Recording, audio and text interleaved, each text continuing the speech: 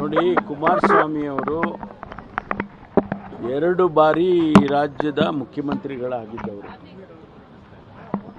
ಮತ್ತು ಈಗ ಅವರು ಬಹಳ ದೊಡ್ಡ ಭಾರಿ ಕೈಗಾರಿಕೆಯ ಸಚಿವರು. ಅದು ಬಹಳ ಪ್ರಾಮುಖ್ಯವಾದಂಥ ಖಾತೆ. ನಮ್ಮ ದೇಶದಲ್ಲಿ ಸಾಕಷ್ಟು ಇಂಡಸ್ಟ್ರಿಗಳು ಬರ್ತಾ ಇದೆ. ಇಂಟರ್ನ್ಯಾಷನಲಿ ಭಾರತ ಕೈಗಾರಿಕೆಯಲ್ಲಿ ಭಾಳ ದೊಡ್ಡ ಪ್ರಮಾಣದಲ್ಲಿ ಮುಂದೆ ಹೋಗ್ತಾ ಇದೆ. ಇಂಥ ಸಂದರ್ಭದಲ್ಲಿ ಅವರು ಮಂತ್ರಿಗಳಾಗಿದ್ದಾರೆ. ಅವರು ಹೇಳಿಕೆ ಕೊಟ್ಟಿದ್ದಾರೆ, ನನ್ನ ಬಗ್ಗೆ ವೈಯಕ್ತಿಕವಾಗಿ ರಬ್ಬರ್ ಸ್ಟ್ಯಾಂಪ್ ಅಂತ ಹೇಳಿದ್ದಾರೆ.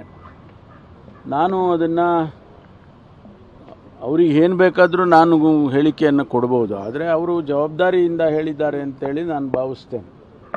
ಅದನ್ನು ನಾನು ಸ್ವೀಕಾರ ಮಾಡ್ತೇನೆ. ಮತ್ತು ರಾಜ್ಯದಲ್ಲಿ ಕಾನೂನು ವ್ಯವಸ್ಥೆಯನ್ನು ಯಾವ ರೀತಿ ಆಡಳಿತ ಮಾಡಬೇಕು ಅನ್ನೋ ಅರಿವು ನನಗಿದೆ ಅನ್ನೋದು ಅಷ್ಟೇ ನಾನು ಅವರಿಗೆ ಹೇಳಕ್ಕೆ ಬಯಸ್ತೀನಿ. ನಾನು ಕೂಡ 38 ವರ್ಷ ರಾಜಕಾರಣದಲ್ಲಿದ್ದೇನೆ. ಅನೇಕ ಹುದ್ದೆಗಳಲ್ಲಿ ಕೆಲಸ ಮಾಡಿದ್ದೇನೆ. ಅವ್ರ ಜೊತೆಯಲ್ಲೂ ಕೆಲಸ ಮಾಡಿದ್ದೇನೆ.